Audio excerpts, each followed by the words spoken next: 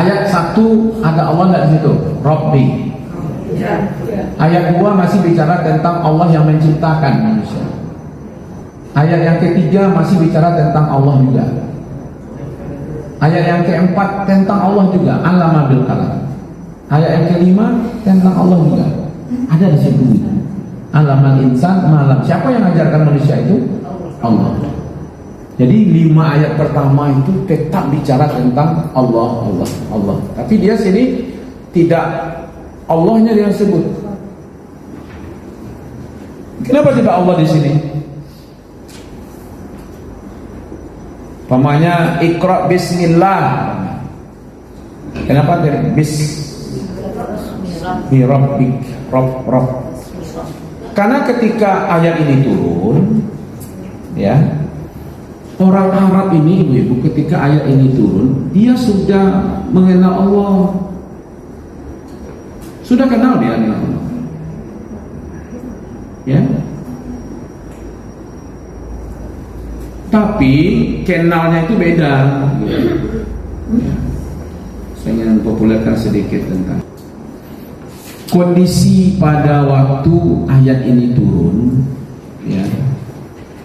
Itu kan orang-orang kafir Makkah ini, dia sudah mengenal Allah, tapi dia tidak menyembah Allah. Yang disembahnya Lata, Uzza, Manat, Hubal, ya. Itu yang jadi masalah di situ. Kalau seandainya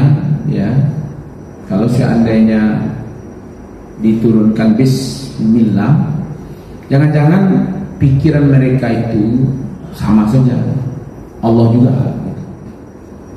ya kan? Maka itu Nabi Muhammad disuruh menyampaikan kepada umat itu Rabb. Nah gitu, nggak usah lu ngomong-ngomong tentang Allah, tapi Rabb. Jadi kemana-mana itu Rabbi, Rabb. Ya kan? Apa surat yang kedua turun nanti? Setelah surat ini apa? Al-Mudaththir. Al-Mudaththir tentang Rabb juga. Ya. Kum fa'anzir wasiyabaka fatahir wa rabbaka fakabbir. Jadi Rabb. Ya, di situ. Nah, itu rahasianya adalah supaya orang Arab ini tidak menyamakan Allah dengan Tuhan yang mereka pahami. Sehingga awal-awal itu tidak dijelaskan tentang Allah, tapi dijelaskan tentang Roh Tuhan. Nanti lama-lama nanti mereka bertanya tuh ibu-ibu. Bertanya itu, "Ma huwa rabbukum?" Siapa itu Tuhanmu?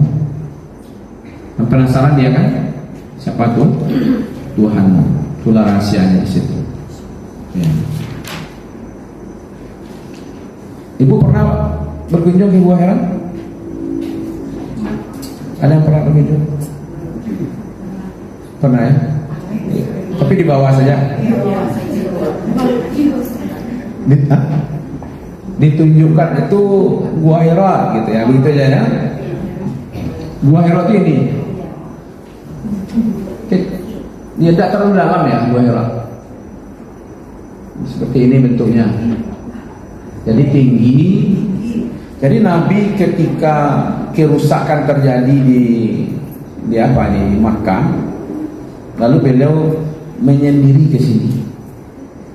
Merenung, mencari kebenaran, ya kan, di sini.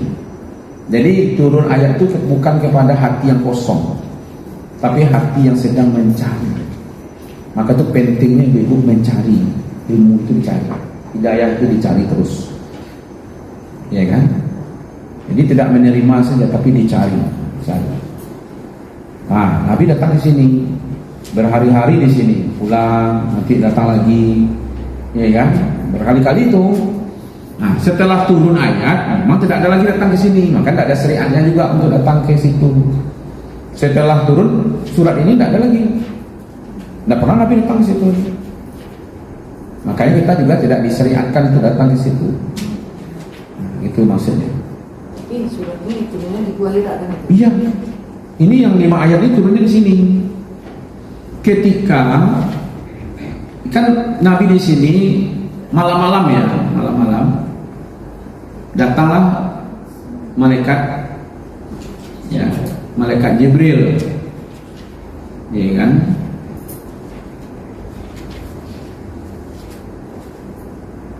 Lalu malaikat Jibril bilang, ya kan, supaya Nabi membaca ayat ini, ya, Iqra. Lalu Nabi menjelaskan, saya tidak bisa membaca apa yang mau dibaca karena Nabi tidak bisa membaca. Beliau kan ummi ya, tidak bisa baca tulis, tidak bisa. Akhirnya dipeluk Nabi itu oleh malaikat Jibril, kemudian disuruh mengikut. Maksudnya baca itu baca seperti apa yang saya baca, ya kan? Itu di gua itu, ya kan?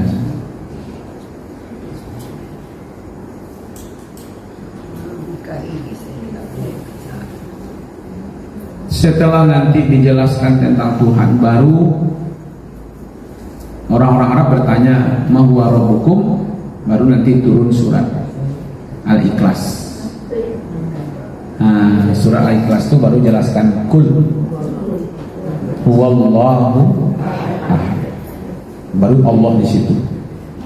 Jadi kalau udah bisa membedakan mana yang Tuhan, ya, versi Islam, mana yang Tuhan versi mereka. Karena nanti mereka percaya kepada Allah, tapi percaya juga kepada Lata, Uzza, Manat, Hubal dan segala macam. Kalau kepepet, ini minta tolong kepada Allah, tapi yang mereka sembah Lata, Uzza. Ada 360 Lata, Uzza itu di sekitar Ka'bah. Yang mereka taruh di situ lalu mereka sembah, ya kan?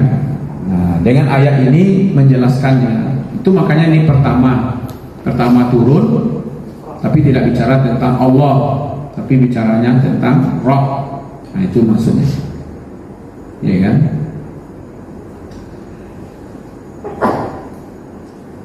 Kata Buya Hamka, turun, ya, pada dalam mimpi, kemudian beliau bersepi-sepi berapa hari, kemudian Khadijah menyiapkan bekal, ya, jadi pulang pergi ke situ, tapi tidak dulu ceritanya dia bawa mana udah ke situ tuh mana seseorang masih, tidak tanya seperti itu. Ya, kan? Tapi disiapkan saja bekal. Karena kan Nabi sudah populer ya, orangnya jujur, orangnya amanah, ya kan, sudah populer. Ngerasa itu, ibu pernah dengar chemistry, pernah dengar? Apa itu?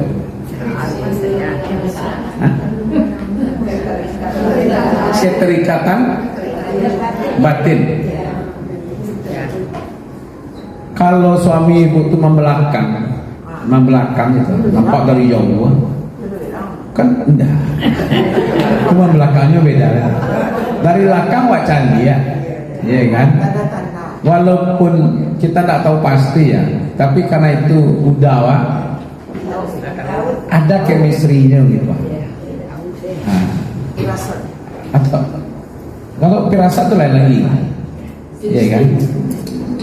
Kalau istilah kawan dulu itu, pamonya hari malam lampu mati, ya dah, tuh udah pulang gitu.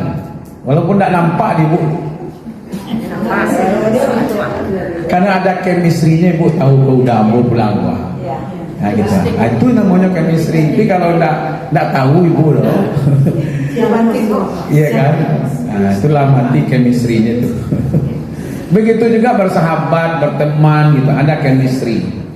Jadi Bunda Khadijah ini udah tahu dia bagaimana rasa hati suaminya itu seperti apa.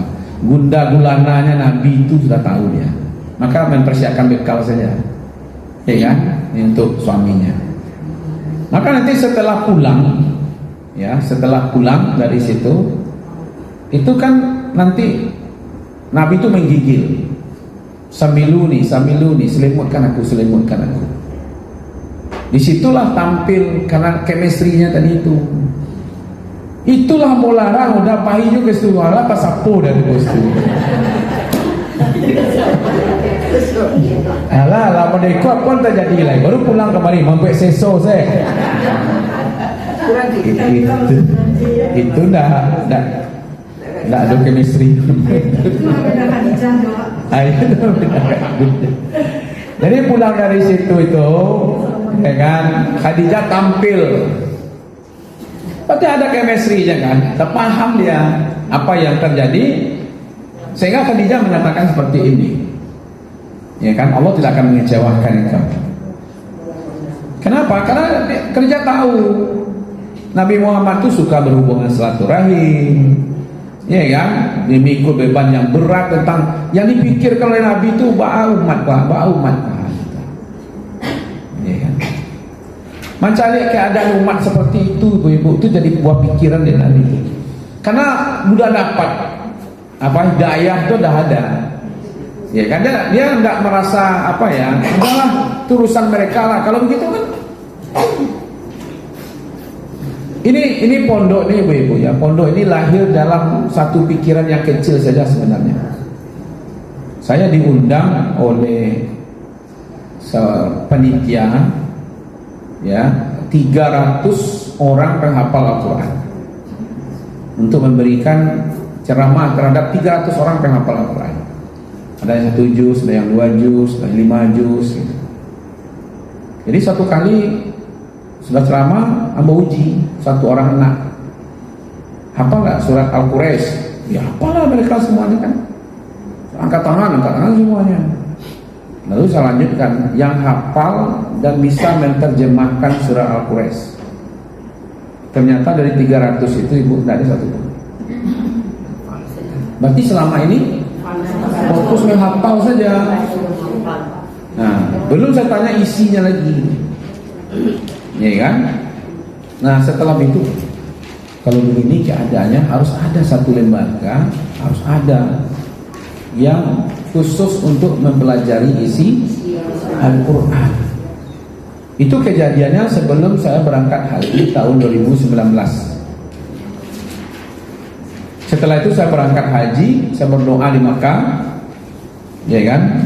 Mudah-mudahan nanti ya Allah adalah kekuatan yang kau berikan bisa membangun satu tempat seperti ini, bayang-bayangnya seperti ini. Nah, ini sudah terbayang seperti ini. Ini ada tempat pengajian. Cuma saya tidak pas itu adalah menentukan tempat untuk aulanya. Ternyata bayangan dulu banyak yang muda-muda gitu. Ya kan, yang muda-muda senja. Tapi kan ini kan baru satu programnya. Programnya kan banyak sekali. Ya kan? Nah, gitu. Tapi kan Allah berikan juga solusi. Ya kan? Nah, dapatlah karena ini saya diundang loh oleh orang Arab Saudi, Syekh orang Saudi, untuk hadir ke tempat markas dakwahnya. Disitulah diperlihatkan ada aulanya. Kalau orang Saudi duduknya seperti ini juga, duduk di lantai seperti ini, ada karpet, kemudian dikasih bantal tangan untuk menyandar. Nah, disitulah kami didudukkan. Ini tempat ini tadabbur Al-Quran. Ini tempatnya untuk belajar yang Al-Qurannya. Ini yang belajar hadisnya.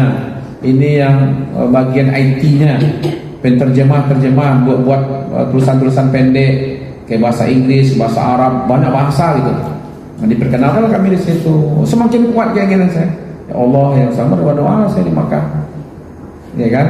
Nah, gitu supaya ada ini. Ternyata pulang dari situ banyak orang nawarkan tanah. Ya kan? Mulai dari yang 1000 meter sampailah ini yang saya pilih. Banyak Bu, banyak orang yang bagi tanah. Akhirnya itu Ustaz, kalau itu jadi programnya tanah ambo saja lah. Cuman tanah itu ada yang di Pasir Jamba, Ambo berpikir pasal jambak ko salah goncang seketik orang lari sekali. Ya kan? Nah, tak berterima tu. Ada yang di dalam Lubuk Boyo ada jo. Ya kan? Ada je yang dekat bandara. Ya kan?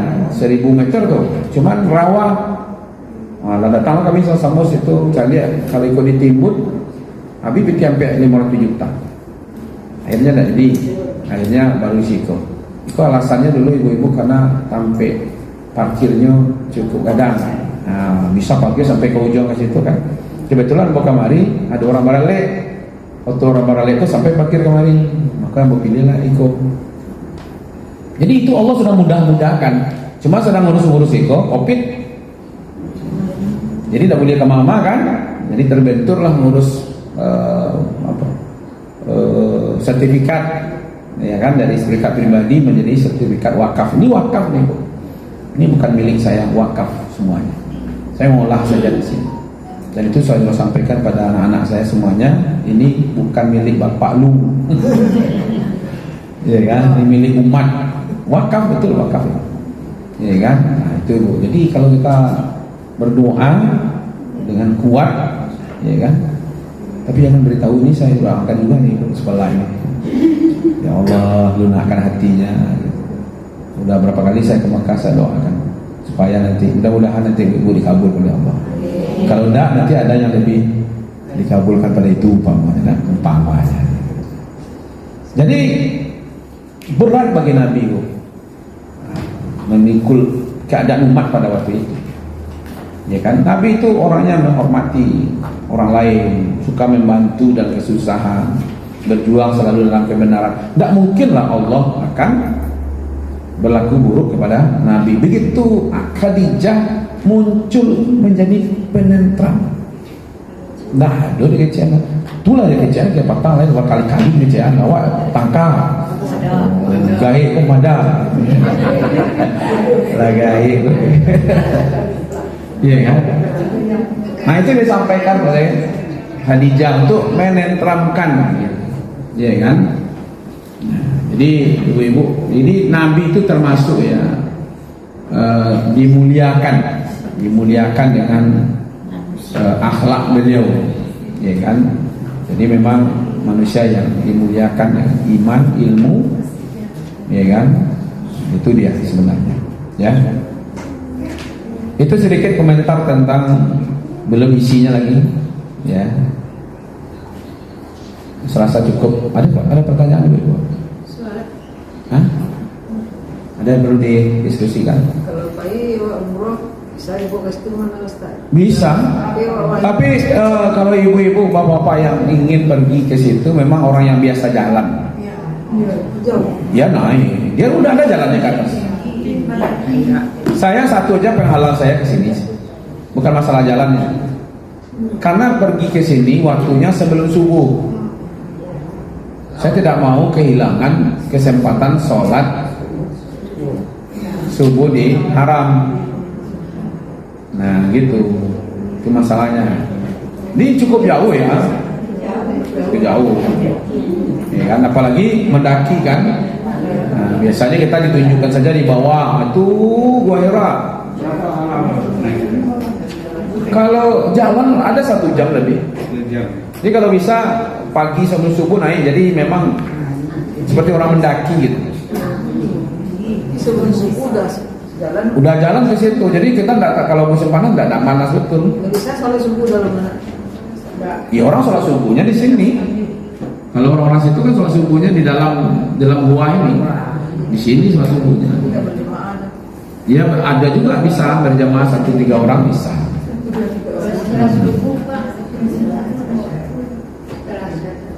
Nanti kalau lagi panas musim panas ya. Ya, ya.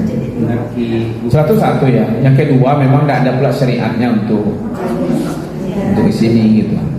Ya kan, untuk artinya apa padilahnya kita datang ke sini itu tidak ada. Cuma sekadar ada sejarah bahwa ini turunnya dulu Al-Quran. Ada satu lagi Gua Sur. Ya, nah, Gua Sur itu dangkal cuman. ya kan? Tingginya lebih kurang 80 meter, 80 cm. Lebarnya 120. Nah disitulah Nabi bersembunyi kan. Makanya ketika orang-orang kafir Quraisy lewat, nampak kakinya agak dalam sedikit bawah kan, nampak tuh. Itu yang membuat cemasnya. Bukan gua seperti gua di Payung, gua ngalau udah dalam gitu. Jadi menyembunyi di situ. Kemudian nampak kaki orang Quraisy itu balik-balik gitu. Ya kan? Itu yang membuat cemasnya Abu Bakar itu. Jangan ketahuan gitu. Nah itu dibuatlah cerita, ada merpati, ada apa? Laba-laba di mulut buah gitu. Itu hadisnya hadis dhaif saja semuanya. Cerita-cerita. Ya cerita itu tidak sahih ceritanya, tapi populer. Itu namanya masyhur. Ya. Enak-enak cerita lah. Ya kan? Iya, ya cerita benar ya, tapi belum cerita benar-benar cerita, tapi belum tahu cerita benar.